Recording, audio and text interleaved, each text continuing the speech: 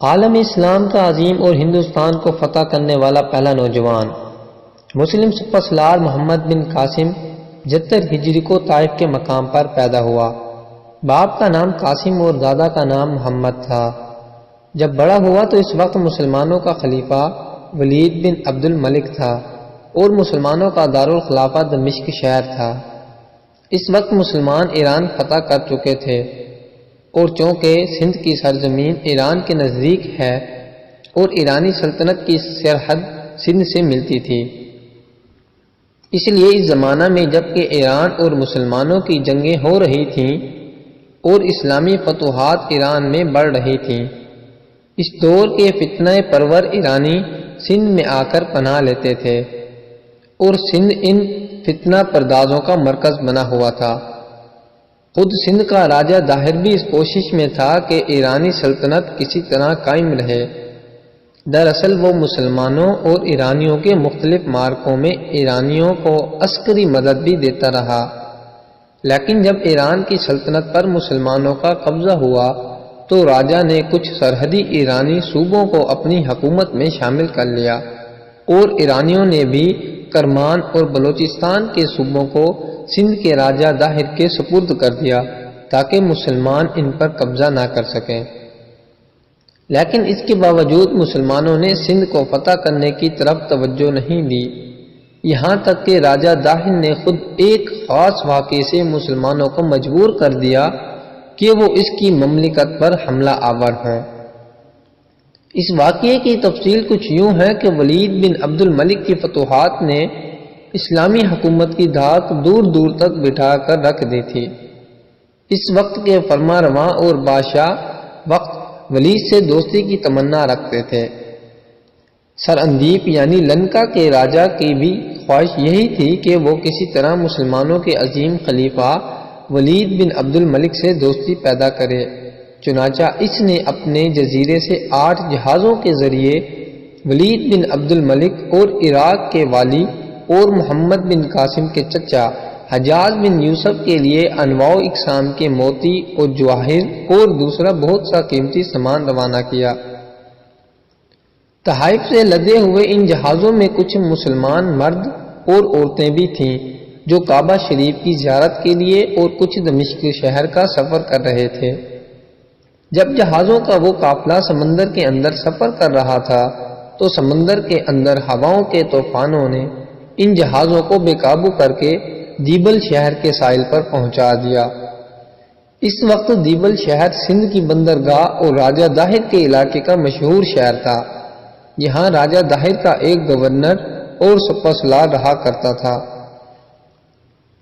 یہاں قزاقوں کے ایک گروہ نے جسے نکامرہ کہتے ہیں اور دیبل کے باشندے تھے، ان جہازوں پر قبضہ کر کے ان جہازوں کو لوٹ لیا اور مردوں اور عورتوں کو گرفتار کر کے سارے سامان اور جواہرات پر قبضہ کر لیا۔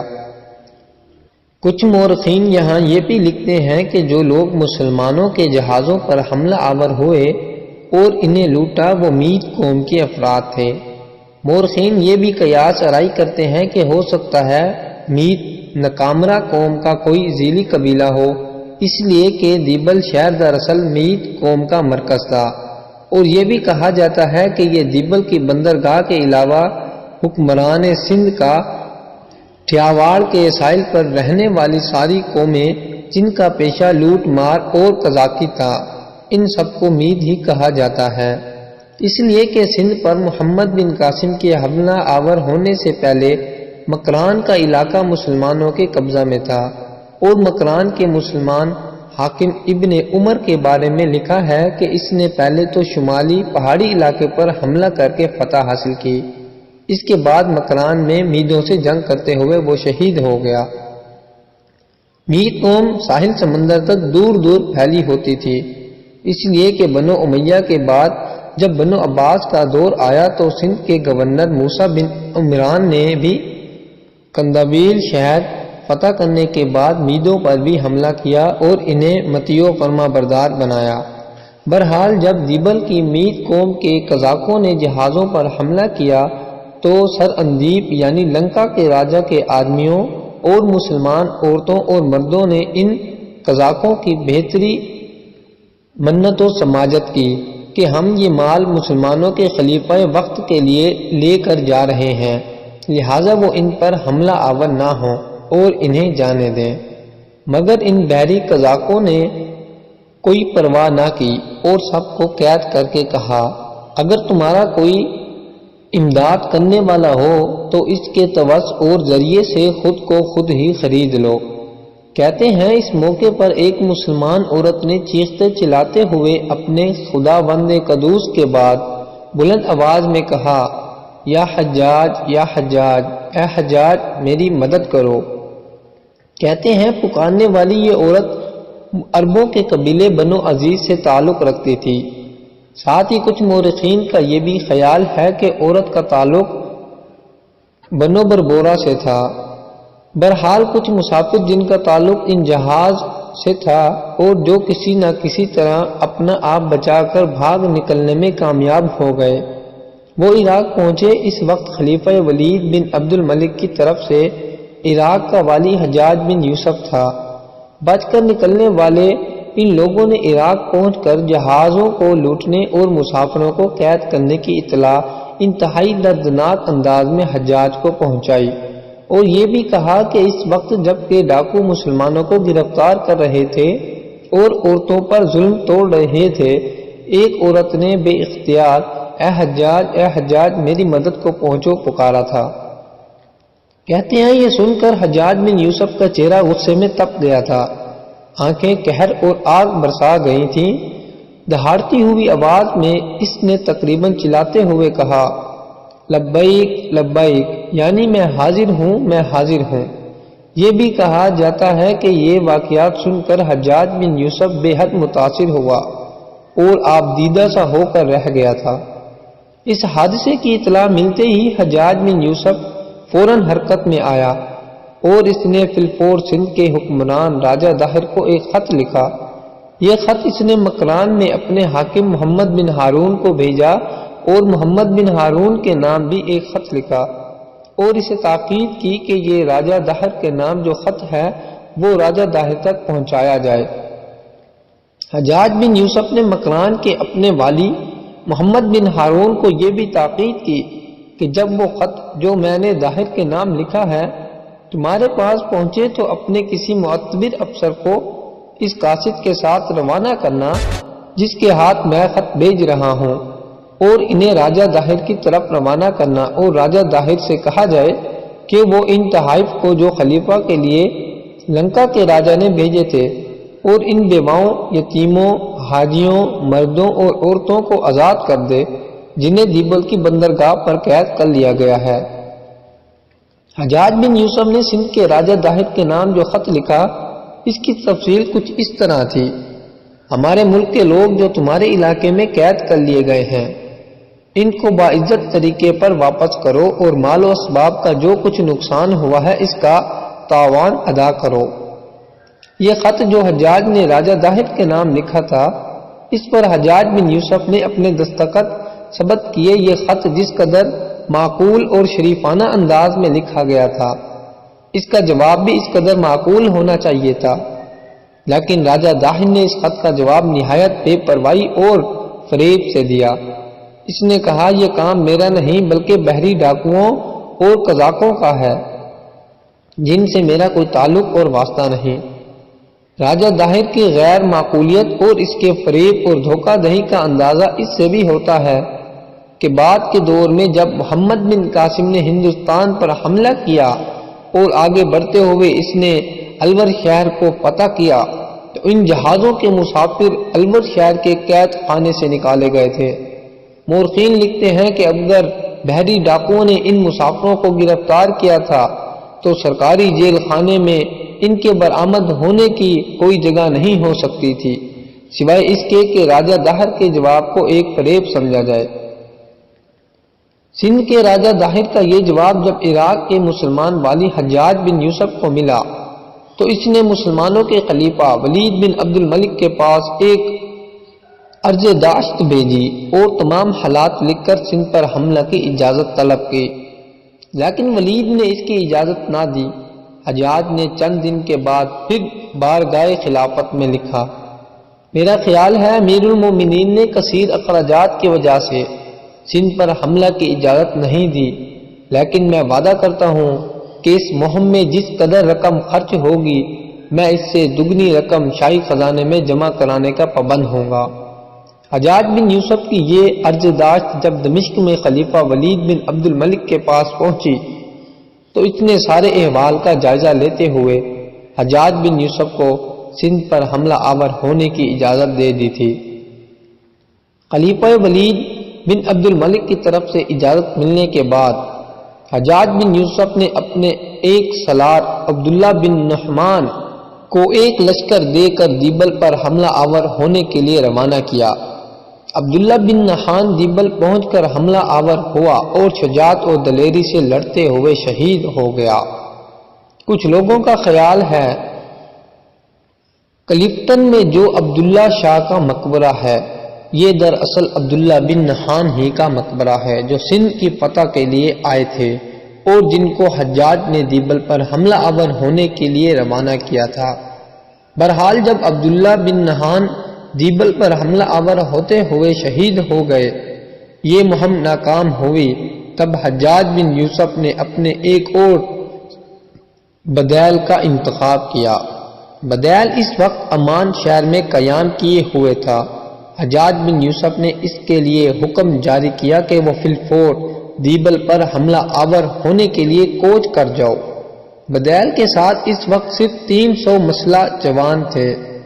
اس کے ساتھ ہی حجاج بن یوسف نے مکران کے اپنے مسلمان والی محمد بن ہارون کو فرمان جاری کیا کہ بدیل تمہارے پاس پہنچ رہا ہے، تم اپنی طرف سے اسے 3000 کا ایک لشکر مہیا کرو تاکہ اس لشکر کے ساتھ وہ دیبل پر حملہ آور ہو کر اپنے جنگی قیدیوں کی رہائی کا سامان کرے۔ بدیل حجاج کا حکم ملتے ہی امان سے مکران پہنچا۔ مکران کے مسلمان والی محمد بن ہارون نے 3000 کا ایک لشکر مہیا کیا۔ اس لشکر کو لے کر بدیل مکران سے دیبل کی طرف روانہ ہوا۔ دوسری طرف اہل دیبل کو بھی خبر ہو چکی تھی کہ مسلمانوں کا ایک اور سالار 3000 کے لشکر کے ساتھ دیبل پر حملہ آور ہونے کے لیے پیش قدمی کر رہا ہے، لہذا انہوں نے مسلمانوں کے لشکر کی آمد کی اطلاع راجہ داہر کو کر دی تھی۔ رد عمل کے طور پر راجہ داہر نے فی الفور اپنے لڑکے جے سینا کو 4000 سواروں کے ساتھ مسلمانوں کا مقابلہ کرنے کے لیے روانہ کیا۔ یہ سوار اونٹوں، گھوڑوں اور ہاتھیوں پر سوار تھے، لہذا راجہ داہر کا یہ 4000 کا لشکر دیبل کی طرف روانہ ہوا۔ راجہ داہر کے بیٹے جے سینا سے پہلے ہی بدیل اپنے لشکر کے ساتھ دیبل پہنچ چکا تھا اور دیبل کے جس لشکر نے شہر سے باہر نکل کر اس کا مقابلہ کرنا چاہا اسے بدیل نے بدترین شکست دے دی تھی۔ اس طرح وہ لشکر شہر میں محور ہو گیا تھا۔ اتنی دیر تک 4000 کا لشکر لے کر راجہ داہر کا بیٹا بھی وہاں پہنچ گیا۔ مسلمانوں اور راجہ کے لشکر کے درمیان دیبل کے نواح میں گھمسان کا رن پڑا۔ کہتے ہیں یہ لڑائی صبح سے شام تک جاری رہی۔ دونوں طرف کے لشکری بڑی بہادری اور جرات مندی سے لڑتے، قریب تھا کہ مسلمانوں کو فتح نصیب ہو جاتی کہ بدیل کا گھوڑا راجہ داہر کے لشکر کے ہاتھ کو دیکھ کر بھڑکا اور بدکا اس پر بدیل اپنے گھوڑے سے گر پڑا۔ اس کا گھوڑے سے گرنا تھا کہ راجہ داہر کے لشکروں نے اسے گھیر کر گرفتار کر لیا اور اسے شہید کر دیا۔ اس طرح مسلمانوں کے سپاسلار کے جنگ میں شہید ہو جانے کے بعد مسلمانوں کو پسپائی اختیار کرنا پڑی۔ اس طرح دوسری بار بھی مسلمان دیبل کو فتح کرنے میں کامیاب نہ ہوئے۔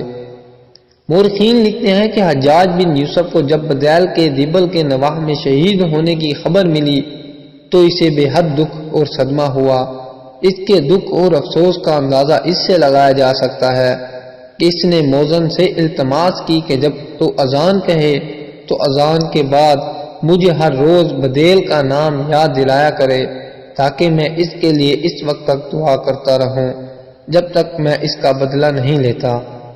کہتے ہیں بعد میں ایک شخص جو بدیل کے ساتھ جنگ میں شامل تھا حجاج بن یوسف کی خدمت میں حاضر ہوا اور اس نے حجاج بن یوسف کے سامنے بدیل کی شجاعت و جرات مندی کے واقعات بیان کیے۔ اس نے وہ سارے حالات حجاج بن یوسف سے کہے جو اس نے اپنی آنکھوں سے دیکھے تھے۔ اس نے حجاج سے یہ بھی کہا کہ میں اس وقت وہیں تھا جب بدیل شہید ہوا اور کو شکست کا منہ دیکھنا پڑا۔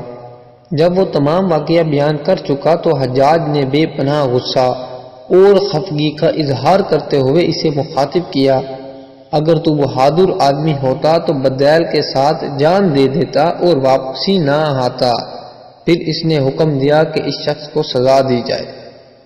بدیل کی شہادت کے بعد سندھ میں نہرون شہر کے لوگوں نے مسلمانوں سے ڈر کر آپس میں مشورہ کیا کہ یقیناً عرب اپنے مرنے والے سالاروں کا انتقام ضرور لیں گے اور ان کے حملے کا پہلا نشانہ بھی ہم ہی لوگ بنیں گے۔